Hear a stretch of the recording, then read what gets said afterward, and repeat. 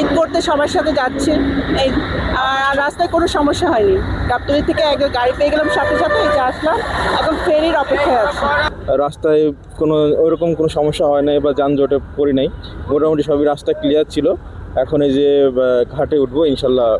ভালো, এখন সেরকম যানজট নাই, স্বাভাবিক আছে। ঘাটের যে পরিবেশ, সবাই যাত্রী সেফলি নামাই দিয়েছে, এটা আমি খুব খুশি হয়েছি।